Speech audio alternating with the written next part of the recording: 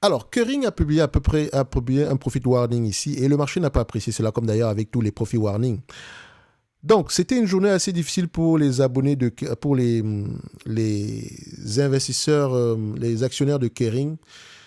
Et moi, ce que je me suis dit quand j'ai vu la news ici, c'est est-ce que les gens oublient réellement d'où vient Kering?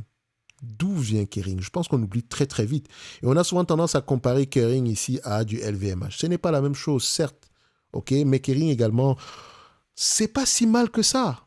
Ok, il y a un excellent article ici de Zone Bourse. Et je rappelle encore ici qu'ils ont une promotion de 40%. Je n'ai aucun lien d'affilié. Donc, si vous aimez du Zone Bourse ici, c'est peut-être l'occasion pour vous d'aller vous abonner présentement. Écrit par Odile Dubois qui résume parfaitement l'état actuel de Kering. Enfin, le parcours de Kering.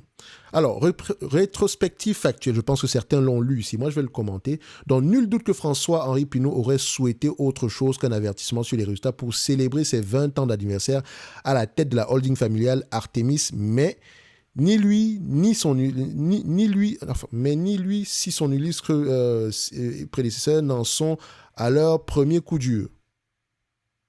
Ni lui, si, je ne sais pas si ça se dit, bref. Ni lui, ni son élu, je pense que c'est ça qu'il voulait dire. Bref, c'est pas plus grave que ça. Tout a déjà écrit sur Kering. Tout a déjà été écrit sur Kering. Je pense que c'est ça qu'on voulait dire, y compris par nos soins lors de la publication de ses précédents résultats. Je pense qu'on met ici un article ici en surbrillance, donc vous pouvez aller le voir ici. Cependant, prêtons-nous à nouveau à l'exercice initié la semaine dernière avec Téléperformance. Les chiffres racontent une autre histoire. Et je pense également, j'ai le même avis que sur Téléperformance. Il faut regarder également la rétrospective par rapport à tout le bruit ambiant. Les chiffres ne racontent pas la même histoire. OK? Puisque, à en juger par le courrier des lecteurs, la formule semble avoir, donc la formule semble avoir bien plu. Et livrons-nous à une petite rétrospective factuelle sur le parcours du groupe de luxe, ok? Donc, excusez-moi d'avoir lu ça comme ça, parce que regardez. Donc, en fait, les abonnés de Zone Bourse ont adoré cette rétrospective, cet article sur Téléperformance. Donc, ils ont essayé de refaire la même chose ici sur Kering, notamment sur l'évolution. Voici 5 points saillants à retenir pour les investisseurs qui le suivent et qui pourraient être tentés d'y investir à contre-courant sur la dernière décennie. Donc, l'évolution de Kering sur la dernière décennie. Kering a doublé son chiffre d'affaires et par action, multiplié par 6 son profit et par 3 son bénéfice. Donc, Kering a doublé son chiffre d'affaires, d'accord? Et par action, elle a multiplié par 6 son profit et son dividende a été multiplié par 3. La rentabilité des capitaux propres, et c'est ça qui m'intéresse, a oscillé autour d'une moyenne de 17% sans recours particulièrement prononcé à l'effet de levier. Au contraire, donc ça veut dire qu'ils ont remboursé de la dette. Et je vais aller point par point. 1. Kering.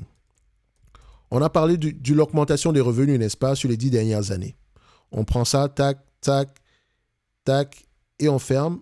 On a à peu près, sur les 10 dernières années ici, une augmentation des revenus. D'accord? Si on prend à peu près ce qu'on avait en année, voilà, en 2014, ici, on avait 10 milliards. On a presque le double en date d'aujourd'hui. OK? L'article ici mentionne, évidemment, on a doublé en termes de chiffre d'affaires. En termes de bénéfices net par action, qu'est-ce que ça nous donne? On prend le EPS, d'accord? Je vais prendre le normalisé, ça ne dérange pas plus que ça. Revenu, on le prend comme ça. Au début, on a commencé avec presque du 7 $ ici. Et aujourd'hui, on se retrouve à avoir à peu près du 21 $. Donc à peu près 3 fois par là. OK? Est-ce que c'est le cas à ces niveaux? On continue. Multiplié par 6, son profit. Le profit a été multiplié par 6. OK. En termes de profit, qu'est-ce qu'on a présentement ici? Quand on parle de profit, bénéfice net, alors on prend les net income. OK. On avait à peu près aux alentours de 1 milliard. Et là, on se retrouve à du 3 milliards. Prenons à peu près les free cash flow, histoire de voir si c'est la même chose. Oui, ça pourrait... Non, c'est pas la même chose. Donc, je ne sais pas où ils ont pris cette information-là. Mais toujours aller vérifier, double-checker dans les rapports financiers parce que les agrégateurs peuvent raconter autre chose. Faites très attention. On a dit les 10 dernières années. Maintenant, les 10 années à partir de 2023 ou à partir de 2013 ou à partir de 2014. D'accord? Ce serait intéressant d'aller vérifier. On continue. On est quand même sur une nette évolution, n'est-ce pas? Ensuite, ici, le dividende, etc. Bref, ce n'est pas intéressant pour moi. Ensuite, la rentabilité des capitaux propres. Très important. On a à peu près une rentabilité des capitaux propres qui oscille aux alentours de 17%. Et regardez l'évolution. Sur les 20 dernières années, 8,59. Sur les 10 dernières années, 12%. Sur les 5 dernières années, 15,63. Et encore, cette rentabilité des capitaux propres, là, dépendamment du calcul ici, peut s'ajuster. Certaines personnes prennent en considération les loyers et d'autres personnes ne prennent pas en considération les loyers dans le ROIC. Donc, ça peut créer ici des variations. C'est pour ça que ce chiffre aussi pourrait être différent par rapport à ce que Zone Bourse propose. Donc, il faut connaître à peu près le calcul de ce que Zone Bourse propose ici aujourd'hui. Et comme je l'ai mentionné, une fois que vous connaissez le calcul, vous pouvez à peu près mieux l'interpréter. Ce que moi, je vois ici, j'aime bien parce qu'on est sur une certaine évolution. Ça reste intéressant. OK? Parce que certains vont avoir tendance à vouloir comparer avec ce qu'ils ont sur Coifin. Je rappelle que les rapports, les états financiers, les informations que Zone Bourse a présentement proviennent ici de S&P Global Market Intelligence, qui a de bonnes data. Donc faites attention. Et sur Coifin également, ils ont de bonnes data, mais ça dépend du calcul du ratio. Ensuite, la valorisation oscillait autour de 17 fois les bénéfices, 17 fois les profits d'exploitation et 32 fois, et avec un plus haut à 32 fois ici et un plus bas atteint aujourd'hui à 9 fois les bénéfices. Donc aujourd'hui, vous payez 9 fois. On vous demande de payer du Kering ici à 9 fois les bénéfices et d'aucuns sont en train de paniquer. C'est la fin du monde. En termes de bénéfices d'exploitation, on a bien dit ici. On dit bénéfices d'exploitation. Donc on parle ici d'EBIT. Faites attention. Si je ne me trompe pas. Ouais, c'est bien ça, on parle d'EBIT. OK? Donc, c'est le bénéfice avant intérêt et taxes. Intérêt sur la dette. OK? Donc, on continue. Sur un agrégat de 18 milliards de cash flow libre généré sur la période. Donc, c'est-à-dire que sur le total de free cash flow qui a été généré, le total est de 18 milliards. Net de cession d'actifs, dont 7 milliards ont été investis en acquisition, 11 milliards retournés aux actionnaires, dont 9 milliards en dividendes et 2 milliards en rachat d'actions. Le dividende en lui-même, 3,8% au cours du moment, a toujours été confortablement couvert par le cash flow libre. L'année dernière, il représentait 57% de celui-ci. On parle du free cash flow ici, on ne parle pas du bénéfice net. J'adore ça. C'est pour ça que j'aime Zone Bourse. Je pense qu'on a un avis très value. J'aime bien. Et bizarrement, je n'utilise pas Zone Bourse tous les jours. C'est justement, j'ai connu Zone Bourse uniquement parce que je faisais des vidéos YouTube ici. Et la communauté francophone ici, surtout en France, vous êtes très porté sur Zone Bourse. Et pour moi, pour le moment, je ne vois pas un meilleur... Enfin, il y en a d'autres, mais en France, avec des données en français, Zone Bourse, c'est bien, très bien. Pourquoi pas?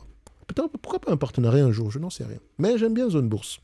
Donc, certes, le problème de la bourse est qu'on y est rarement payé pour décrire ce que l'on a vu dans le rétroviseur.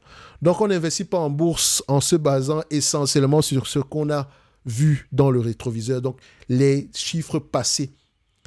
C'est au contraire de prédire le prochain virage qu'il s'agit. Donc, c'est-à-dire qu'on investit surtout pour le futur. N'en reste pas moins que l'historique de Kering plaide en sa faveur. C'est la raison pour laquelle quand bien même on investit pour le futur, on se base sur ce que l'entreprise a déjà pu produire par le passé. Si vous avez une entreprise qui ne produit rien du tout, il y a de fortes chances qu'elle ne produise rien du tout dans le futur.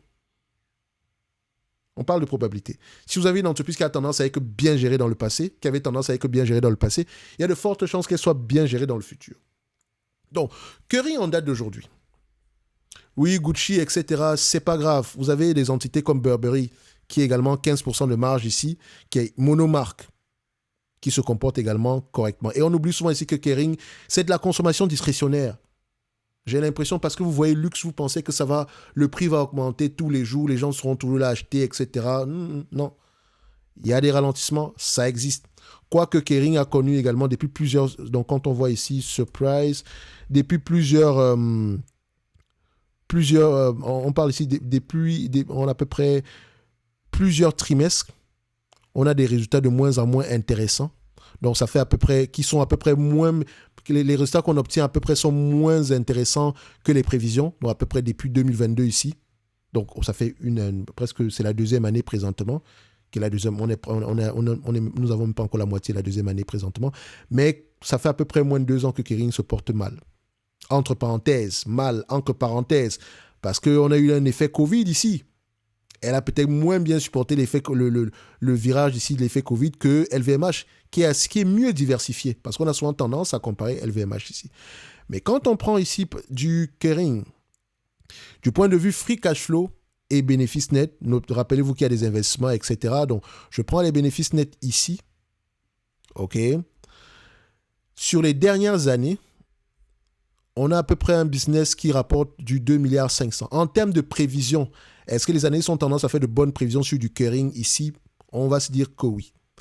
En termes de bénéfices nets ajustés, bien sûr. On va se dire que oui. Est-ce que vous pensez réellement que Kering va mourir? Il est vrai que les attentes des analystes sont de moins en moins optimistes parce qu'il fut un temps, on s'attendait ici à on avait des attentes aux alentours ici des 50 euros, 42,59 € il y a 6 mois. Aujourd'hui, c'est 30,60 €. Donc, ça change très, très vite. C'est la raison pour laquelle il faut déjà l'acheter il faut déjà que l'entreprise soit correctement évaluée par rapport à ce qu'elle a pu produire par le passé avant même d'essayer d'extrapoler. OK? Donc, quand on prend du Kering en date d'aujourd'hui, est-ce que vous pensez réellement que Kering va faire moins de 20% de marge bénéficiaire sur les années, moins de 15% ici de marge bénéficiaire sur les années à venir? Pour moi, je pense que non. Est-ce que vous pensez qu'ils vont faire moins de 20 milliards en moyenne? Je pense que non. Il y a de fortes chances qu'ils fassent plus de 20 milliards. 20 milliards multiplié par 15,5% ici en moyenne. Si vous prenez la moyenne, ça va vous donner 15,5% sur les dernières années, qui représente également le même niveau de marge que du Burberry ici. Ça vous donne à peu près 3 milliards 100 millions, excusez-moi. 3 milliards 100 millions. On me demande de payer en date d'aujourd'hui 45 milliards 500, un business qui pourrait me rapporter 3 milliards, excusez-moi, le 45 milliards 500, c'est encore à 371, hein, parce qu'aujourd'hui, c'est 358 en euros. Un business qui pourrait me rapporter 3 milliards 100. Donc, on vous vend du Kering aujourd'hui à 45 milliards 500. Et on vous dit, chaque année, vous recevez 3 milliards 51. Ça représente un rendement sur coût de 6,8%. Et on ne parle pas d'une éventuelle croissance ici. Et c'est même un rendement plus élevé que ça si on prend le 358 euros. OK? Donc, en date d'aujourd'hui, je pense que Kering, c'est pas si mal que ça. Et c'est un business qui pourrait s'échanger entre 20 et 17 fois les bénéfices. Prenons 20 fois les bénéfices, sans croissance toujours, hein, fois 20, ça donne 62 milliards. 62 milliards moins la dette nette. On a une dette nette de combien? Et la dette nette ici, il faut enlever les loyers. Donc, je vais même laisser la dette nette sans prendre en considération les loyers ici. OK? Pour à peu près avoir quelque chose de très optimiste. Donc, notre limite, donc là, en termes de notre objectif de prix ici, sans prendre en considération la dette, parce que la dette, il faudrait que je l'ajuste par rapport au loyer, et je pense qu'elle a des magasins ici, et elle a des magasins qu'elle loue généralement ici, donc il faut faire attention, ça peut avoir un impact sur la dette. On a un prix aux alentours de 506 euros. Donc, ce qui veut dire que pour moi, je pense que Kering peut aller aux alentours de 506 euros. Pour retourner aux alentours de 506 euros. Et quand on vérifie ici, si maintenant vous avez acheté du Kering en dessous de 500 euros, dormez, il y a de fortes chances qu'on dorme bien. Ceux qui dorment mal, c'est ceux qui ont mis une grosse partie de leur portefeuille sur du Kering. Faites attention à la pondération dans vos portefeuilles. Ce n'est pas parce qu'on s'appelle Kering qu'on va payer n'importe quel prix, qu'on va mettre n'importe quelle pondération sur la compagnie en question. Ça reste de la consommation discrétionnaire. Ce genre de ralentissement, ça peut arriver. Et je ne suis pas là pour vous convaincre. Vous faites ce que vous voulez. Mais en aucun moment, vous allez décider de vendre une action ici parce que vous avez eu un profit warning. C'est sûr que profit warning, ce n'est jamais bon. Mais attendons les rapports financiers et écoutons les conférences call. Et si on vous pose la question de savoir, est-ce que vous pensez que dans 10 ans, on aura encore du Kering? Ma réponse est oui. Est-ce que vous pensez que dans 10 ans, on aura encore une entreprise pareille qui va générer au moins 15% de marge bénéficiaire? Ma réponse est oui. Est-ce que vous pensez que dans 10 ans, on aura au moins 20 milliards de revenus? Ma réponse est oui. Au pire des cas, je ne surpaye pas. OK? Pile, je gagne énormément. Face, je ne perds pas beaucoup. Et la première chose que vous devez faire quand vous essayez d'investir, c'est de protéger votre capital. Donc, maintenant, laissez-moi savoir ceux qui ont vendu du Kering ici. Quel est votre PRU? Quelle est votre pondération? J'aimerais bien savoir. Parce que ceux qui sont au-delà de 5%, je ne sais pas ce que vous faites pour bien dormir la nuit. En tout cas, moi, ce n'est que mon sentiment. Hein, d'accord, il y a des entreprises sur lesquelles je suis investi à plus de 5%, où je dors quand même bien la nuit. Et parfois, ici, le plus de 5%, c'est parce qu'on a eu à peu près une belle performance. Bref, ce n'est, comme on l'a vu, un conseil d'investissement. Le dividende lui-même, il est safe, il y a de grandes chances qu'il continue à croître. Que rien en date d'aujourd'hui, bof, je veux dire, ça peut arriver dans la vie d'une compagnie. D'accord? Ça reste du Kering ici, c'est pas du Zara. OK? C'est pas non plus du SMCP. Et je pense on aura tendance, dépendamment de la stratégie du management ici, hein, savoir aller vers l'exclusivité, etc., on aura tendance ici à bien se comporter dans le futur. En tout cas, mon problème d'abord, c'est qu'on reste sur le même niveau de marge et le même niveau de revenu avant même d'aller regarder autre chose. Merci.